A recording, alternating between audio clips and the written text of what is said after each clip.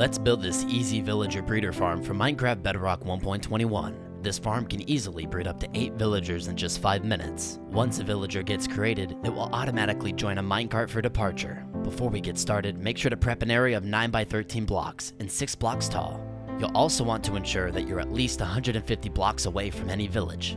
If you're building this for an iron farm or raid farm, you'll want to be 150 blocks away from those two. These are the materials you will need before we get started. Alright everyone, once you have your materials, we're going to go to the bottom left corner of our build. If you don't have the dimensions, it's 13 blocks going this way, and it's 9 blocks going this way. So if you don't have it, you can go back in the beginning of the video, and it shows you right there. So here we go.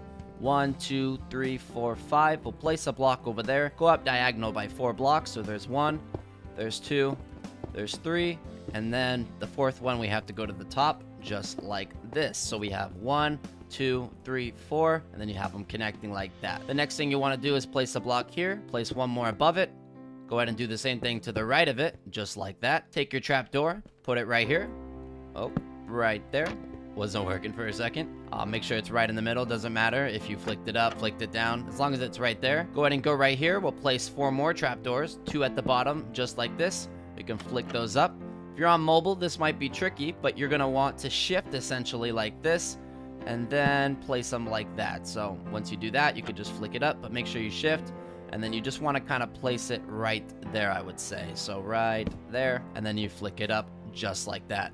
Place 2 blocks right here, and then 1 block here, another block there, and then 1 last block right there. You don't want to place a block there.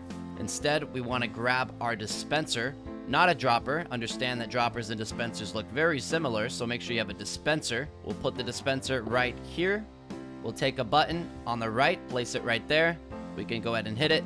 Just for good measures, it is working. On top of these 2 blocks that we placed right here, we could take glass, so we'll place 1 glass there and 1 glass there. All right, we'll pause for a second. We'll do a little walk around the build. So far, so great. Pretty easy. You should be able to follow along so far, no problem. Coming back to the staircase, we're going to take our rails, placing 1 here, all the way up, trailing to the top. So there's 2, 3, 4, and 5.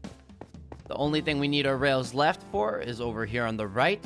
You're going to trail it all the way around right here, and then put a block there.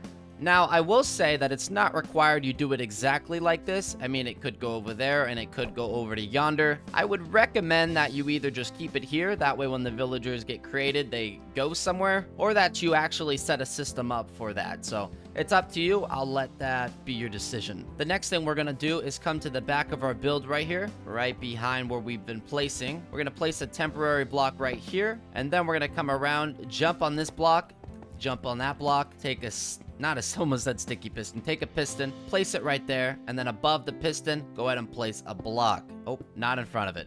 You have a piston, and then you have a block above it.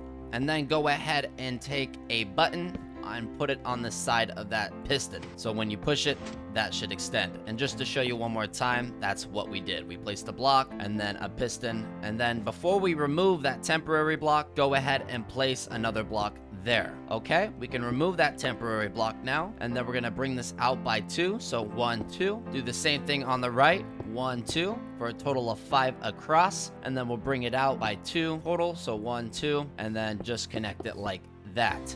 So just to show you, we have a 2 by 5 platform right there. The next thing we want to do is go back onto this block, and you'll notice that this is our stepping stone a lot for this project. We're going to come over here and we're going to extend this up by 1. So we'll go 1, 2, and we'll just do that all the way, and 1 and 2. Perfect. The next thing you want to do is put a block here, put a block here, and here, and then right there, and then just do it all the way around one final time for 3 total, just like that. We'll take our glass blocks, we'll place 1 here, and we'll place 1 here, and then that gets rid of all of our glass for this video. We can go ahead and place a stone brick here and a stone brick here. Okay, Or not stone brick, your block of choice. My apologies. Okay, so this is what you should have so far. We're not going to take fall damage. I was about to jump off, but I was like, nah. This is everything so far. So far, so great. If you're confused, you can always go back and watch it again. Remember that? And there would also be a Discord server link in the description. So if you have any questions, feel free to join and I can answer them. Okay, so this is what we have so far. You can place 4 blocks right here. So 1, 2, 3, 4. Mind you, it's not required to have these 4 blocks. I just would recommend it, okay?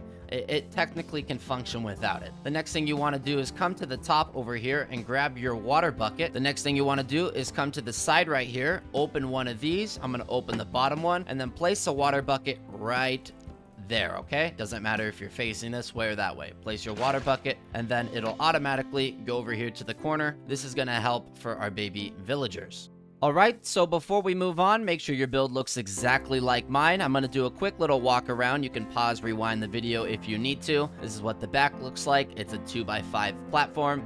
And just to remember, there is no blocks being placed right here. So this is the complete walk around. Make sure your build is correct. All right, let's move on. All right, so the next thing we need to do is get 2 villagers inside of this container. Now, I know it seems difficult, but it's actually quite easy. So what we're going to do is pretend we're at a village, essentially, and you could either put villagers in a boat, and then you can manually take them on land. Yes, we have a boat on land, ladies and gentlemen. You could do that, or you could take a lead with the boat and pull it. Just be careful because it will snap if you pull too hard. If you're not a fan of either of those, you could just get a minecart and you could push it along just like that. A lot faster, but a little bit more resource heavy. And if you don't know how to get a villager inside of the boat, it's real simple. You place a villager or find one, right? Now, that's more naturally. Where are you? What the? So what we'll do is we'll just roll him over. That's it.